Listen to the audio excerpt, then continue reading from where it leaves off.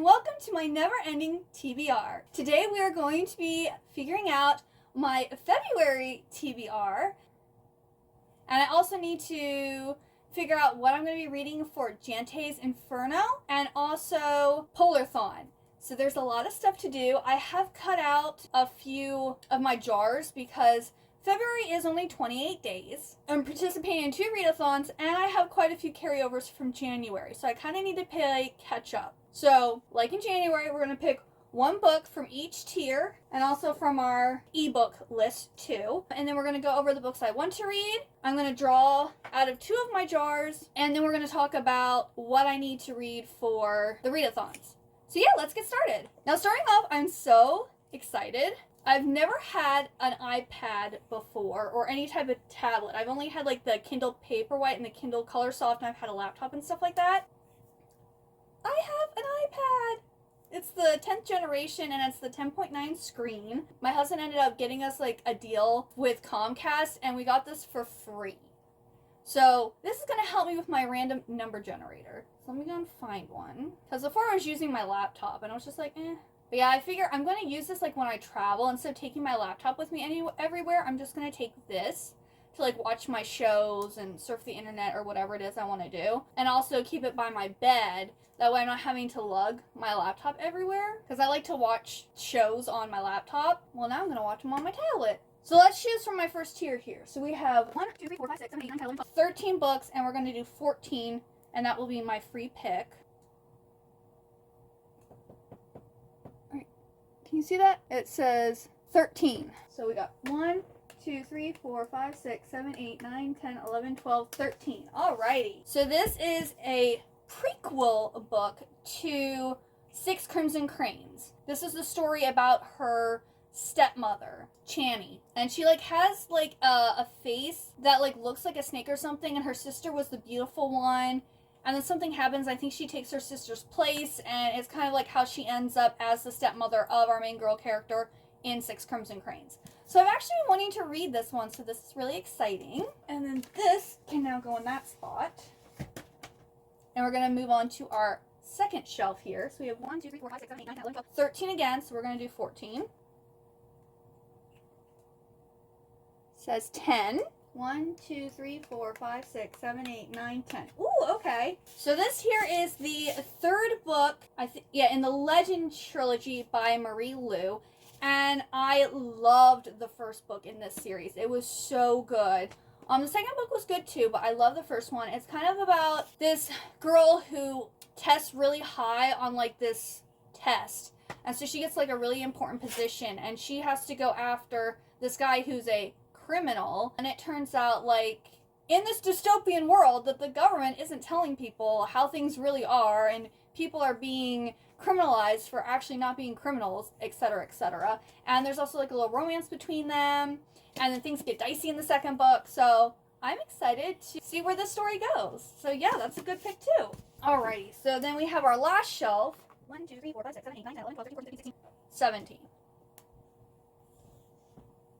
15. Okay, so 1, 2, 3, 4, 5, 6, 7, 8, 9, 10, 11, 12, 13, 14, 15. Ooh. Okay, not my first choice, but this is a series I need to continue. This is The Academy, Forgiveness and Permission by C.L. Stone. This is book 4 in the Ghostbird series. So this is about a girl who is like treated really poorly at home, and she ends up going to this like academy where these guys in like this kind of secret society there like kind of like adopt her and like save her from her family. And it's like a really long series, and they have like a prequel series too. Honestly, I say if you like Binding and Keeping 13, you'd probably like this story because it's very emotional. Only this has a lot of guys that like her. It's kind of like a reverse harem, but to my knowledge, I think it's clean. This is like YA, so I don't think there's any like smut in it. And yeah, I really like this series. It's just buying the paperbacks are kind of expensive, and there's just so many books, you know? But hey, we're going to be continuing it now. We got that. Alrighty. So we picked from all of our tiers, so now we need to do our ebook, and this has 69 options. We got 28 28, The American Roommate Experiment. I will pop it up here. That is, I think, the second book, like interconnected book with the Spanish love deception. So that's actually another good one too. Like, a lot of these are books that like I've been wanting to read, a series that I want to continue, but I just haven't done it. And I believe it's a KU book. Let me see here, actually. No. Do I own this book already? I don't have a case or anything for this yet because I literally just got it yesterday. Yes, I did. I purchased it December 30th of 2022. So it's over 2 years that I've been wanting to read this book now. So that is all of the series that I need to continue, and that. Then we need to pull from my jars. Some of my goals for the year is to read 12 special edition books and 12 book of the month / aardvark books. So let's see what special edition I'm going to be reading.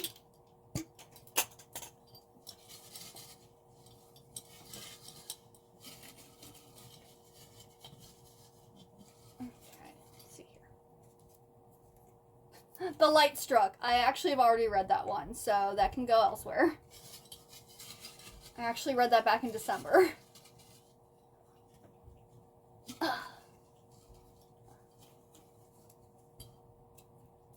Amy! Alrighty, so that's actually off of here.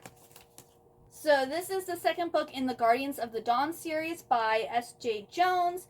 And it's like, if you like Sailor Moon type of vibes, like, oh, I love the covers of these.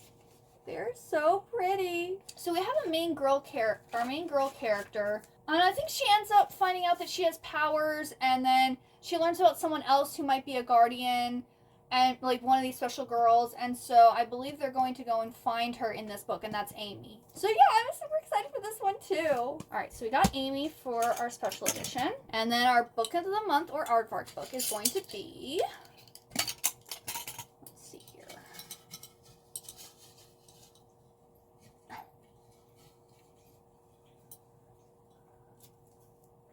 Principle. This is a romance, which will be good for Valentine's Day. Alright, so I'm going to be reading The Heart Principle by Helen Huang.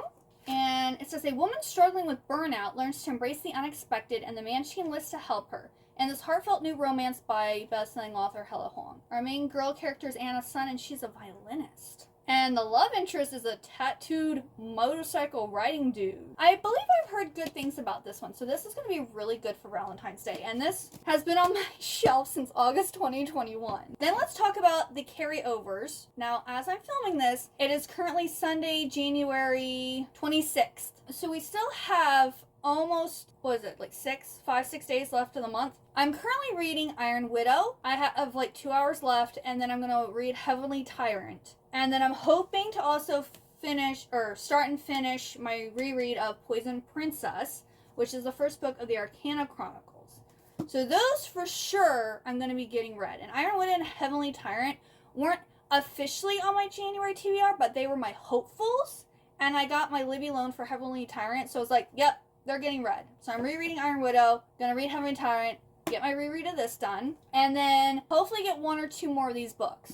Or at least finish one more and maybe start another one. I'm also going to start listening to Onyx Storm because I got my audio book loaned from Libby for that too. So I still need to read Dawnbreaker by Jodi Meadows, Dead as a Battlefield by Marlene Perez, Black Dawn by Rachel Kane, Pure by Jennifer L. Armentrout, The Girl with No Reflection by Keshi Chow, The North Wind by Alexandria Warwick, and Betrayal by Gillian Shields.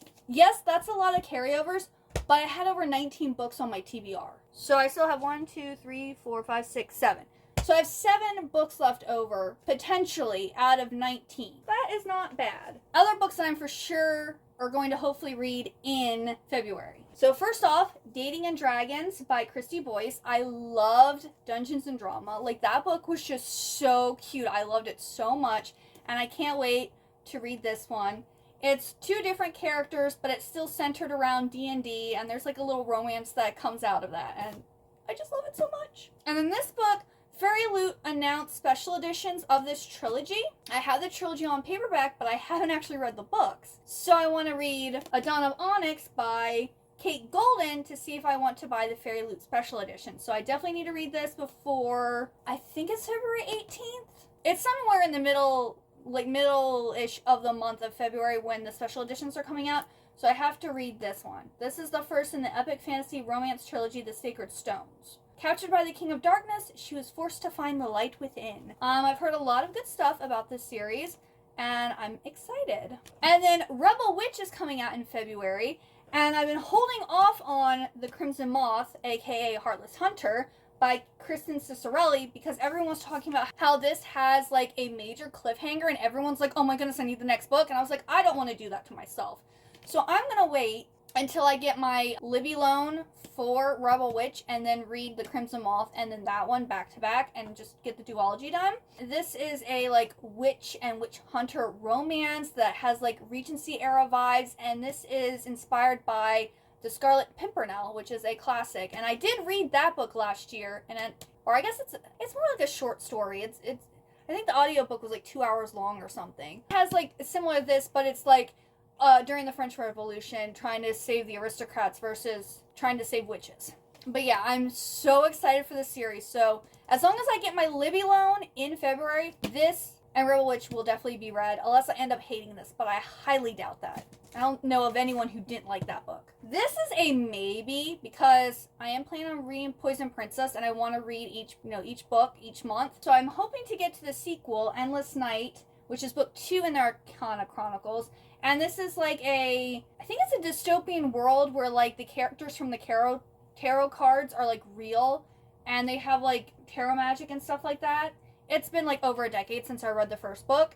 So I just remember I loved the first book, and I can't wait to reread it and continue with the series. So this one might get done in February, or it might have to get pushed to March. It all depends. Then another reading goals of mine is to read 12 Gothic novels and 12 books written in the 1980s. Because February is a shorter month, and I have so many carryovers and so much to read, I wanted a short pick. I wanted like shorter books. So I'm going to be reading Carmilla by J. Sheraton Le Fanu for the Gothic story. This is a short story that is kind of like the original, or one of the original vampire stories. And I heard it has sapphic undertones, or hints alluded to it. And then the book that was written in the 1980s is Stalking the Unicorn by Mike Resnick. This is about like, I forget whether it said FBI or private detective, and his wife has recently divorced him, and his life just isn't going that well. And there's like this urban fantasy world, and he's like stalking a unicorn or something like that. It's like 320 pages. I was like, it's a shorter book. I'm not really sure what I'm going to think of it, but I'm going to give it a try. And then another book, this again, I really want to read this, but because of all the other books that I'm reading, I don't know if I'm going to be able to get to it, is Until the World Falls Down by Jordan Lind. This is inspired by Jim Hanson's The Labyrinth. Say less. Like, just anything that you tell me was inspired or similar to The Labyrinth, I will read it, because it is one of my top 3 favorite movies. Sometimes it's my favorite, sometimes it's my second, sometimes it's my third. It rotates. But I love that movie so much. I also have multiple copies of the movie because I love it so much. And then there was another one that was recommended when I saw this one, so that one I'm planning to read in March. But things might get moved around, but I do really want to read that one. Now we're going to have to talk about the readathons. First off is Jante's Inferno. That will be the reading vlog for February. That will be at the end of the month. I don't know if I'm going to film Polarthon yet, because it is a month-long readathon. So I don't know if maybe I'll just pick a week and like just read books for that readathon. But like, since it's a month long and there's a lot of prompts, like I just, I don't want to make a commitment for that. But now that we have all of this stuff figured out, Jante's Inferno has 9 reading prompts. You can double up as long as they're next to each other. And Jante's Inferno was created and hosted by Jan Agaton, and it's taking place from February 6th to February 16th. So it's a 10-day readathon. I like to try to double up, because that's 5 books I need to read. And I read like a book every other day, and it's 10 days long, so that should be good. So the 9th Circle of Hell is Betray Your Physical TBR, and that means just read a library or other format. And then prompt 8 is to read a book with a dark cover. So I can double those up. I wonder, let me see if the Labyrinth book has a dark cover. It has a dark cover. Here's the cover for Until the World Falls Down. It's not on my physical TBR, I don't own the book. It's going to be on KU, and it has a dark cover. It's got like black and dark red, and the gold is kind of bright, but I would say that's a dark color. So I am going to be reading it in February. Look out! And then Circle 7 is book with violence, and Circle 6 is hot pick, popular and/or trending book. I'm right now planning to do Onyx Storm by Rebecca Yarros, but I am starting the audiobook, and I'm not still going to probably have the audiobook at that time. I will have the physical book, though. So this is tentative. Right now, we're going to say Onyx Storm is going to be for this, but it might change. So then Circle 5 is conflict in the synopsis that intrigues you, and book 4 is book you acquired recently. A book that intrigues me that I acquired recently. I'm going to be that person. I bought this book in January, so I acquired it recently, and it intrigues me, and I know I'm going to love it. So this is going to be the book for that one. Okay, and then circle number 3 is food or beverage on the cover and/or title, and prompt 2 is a 5-star prediction. This is going to be hard because I'm really bad at making 5-star predictions. Not only that, I don't really have that many books that have food on the cover. All right, so I'm going to be stretching this. I'm very intrigued by this book.